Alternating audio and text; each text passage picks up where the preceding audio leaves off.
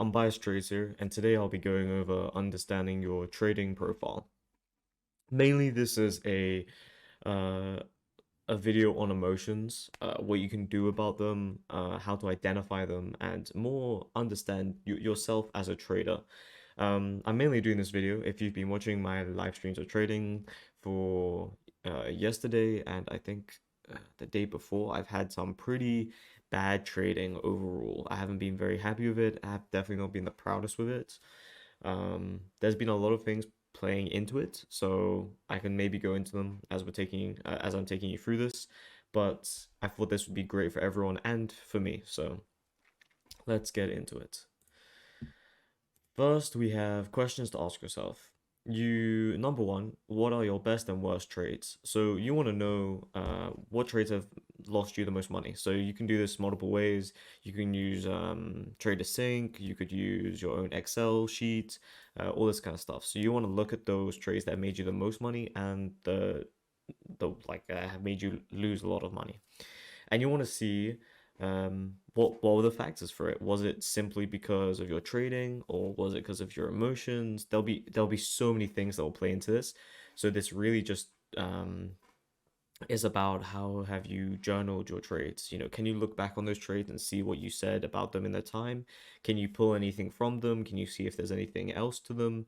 But this is very crucial to understanding, like, what have been the biggest mistakes for you.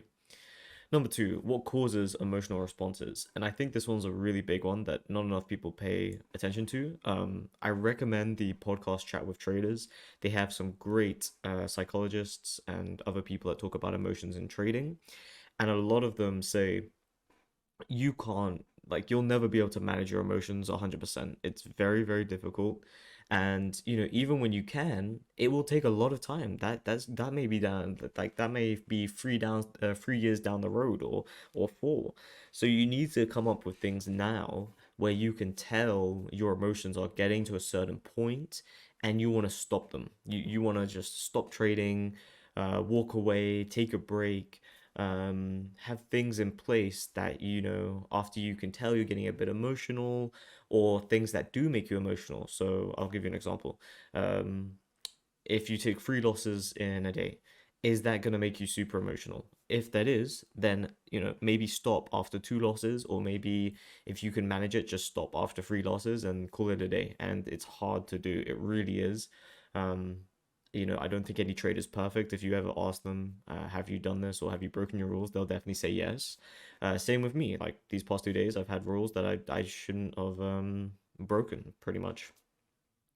Anyway, number three, what hurts you the most? This is tied into question two, but you want to know what one of those responses hurts you the most. So it could be, let's take the example from before. Let's say you take three losses in the day, and that causes you to just impulse trade. You're just clicking buy, sell on everything and anywhere on the market, and you're not thinking about setup, you're not planning, you're not thinking why the trade should be working, or where your risk is going to be, or you're only thinking about the profit. Is it enough profit? Do I want more? All those kind of things. Those will kill you. Those will kill your account and kill your trading. So you got to identify those and understand what ones hurt you the most. By the way, this all takes time. If you're new to trading and you're coming across this video, don't expect this. You're gonna have to find these things out the hard way. I don't think there's an easy way to find these things out because each person's quite different. Some people, like, free losses don't hurt them at all. It's gonna be like, what's in a good example? Some people find it super hard to go into profit and then, like, go back to your risk. So let's say you're up $300, but then it reverses and then just hits your original risk. Some people find that infuriating, and they just can't deal with it, and they trade on tilt after, pretty much. Number four, what mistakes cost you the most and what ones happen the most? So this is kind of, they're all tied in together, but they're all a bit separate questions that you really need to think about. What ones are costing you the most money? So if you're tracking your trades, you should be able to see what mistake is costing you the most. For me, it's forcing trades.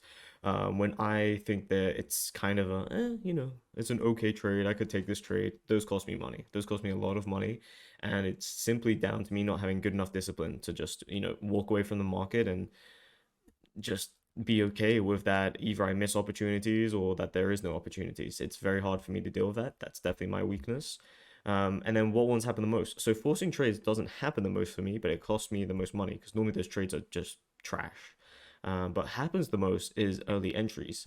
Now I actually don't lose money because of early entries, but um, it is a big issue, and I bet I would make a lot more money if I didn't have all those early entries costing me a bit of money here and there. So, those are some things to think about. Next slide. What can be done to prevent? Number one, think how do these mistakes happen? Emotions, bad executions. Pretty much think about your mistakes and think, is it a chain reaction?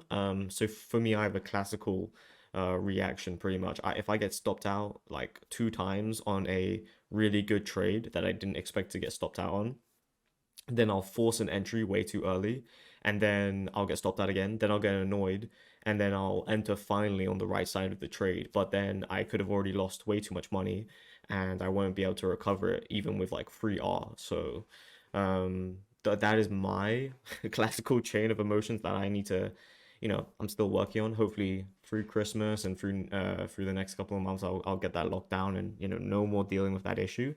But that's just an example. Think about those. Is it a chain reaction? Is it a singular issue? Is it just because of your trading? Do you not know your setup well enough? All those kind of things.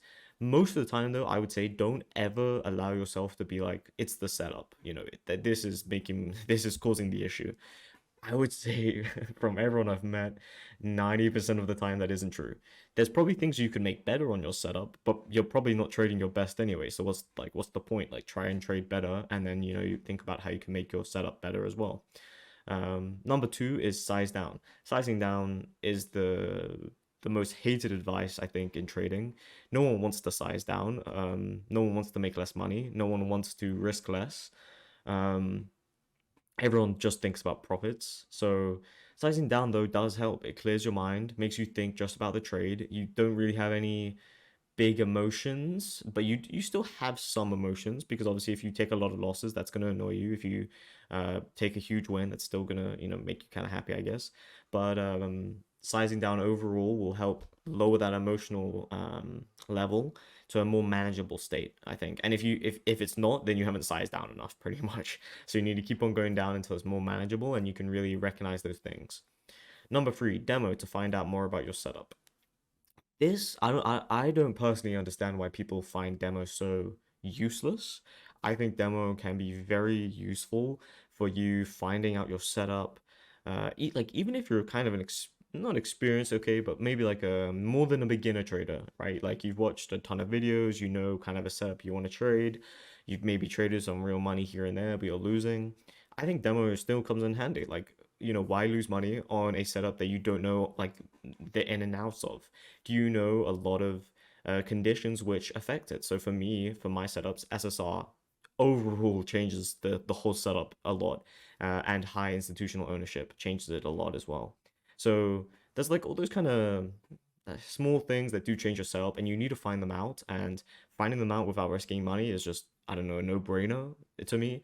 Yes, it's boring trading, not making any money or anything. You're just paying for demo, but hey, you probably wouldn't be making money anyway. I think some people are, they see all these huge P&Ls and they see people that have only been trading a year and they're now a millionaire. That's just not common. It's not a normal thing. It can happen for sure, but I wouldn't go uh, play golf and think I'm Tiger Woods because he exists. It's like all those kind of same things you need to really think about. Number four, review and take time off. There's nothing wrong, like with Christmas. Take some time off. Obviously, the market isn't open, so you're kind of forced to. But in other points, if you're taking a lot of losses, take 2 days, 3 days off, and just review your charts. Really dig deep into what's been happening. Is there a trend? Is some external factor causing issues? Like for me, I had a friend over recently, and that caused obviously some issues in my trading. I like there must be some kind of link there because normally I don't trade like this. So review, think about it, and really, dig deep. I think the more extreme it seems, I think the more true it can be. So, if you wake up and you're just really groggy and you're just annoyed from like waking up, that will affect your trading. That may seem really stupid that like, hey, you can just wake up annoyed and start losing money because of it, but it's a thing. It definitely happens. So number five, knowing this will take time, but the hard work matters. I love this thing in a chat with traders. I think it's Jack Ma. I think not the Alibaba guy. He's a prop trader, but he says for trading, it's incredibly difficult because you have a threshold which would be, consistently profitable.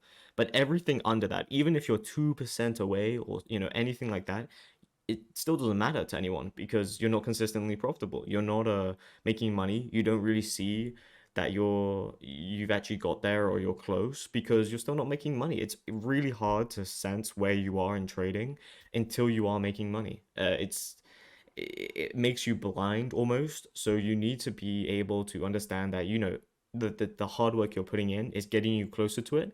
And you just have to be confident in yourself that, this hard work is really paying off and it will get you there faster and faster and faster and faster. But you never know when that's going to be, because consistently profitable can take a year. You may need to trade for a whole year, after already trading for 2 years to find out you're consistently profitable. So all these things really matter, and I hope this has helped you have a very good Christmas. And yeah, make sure to review some trades.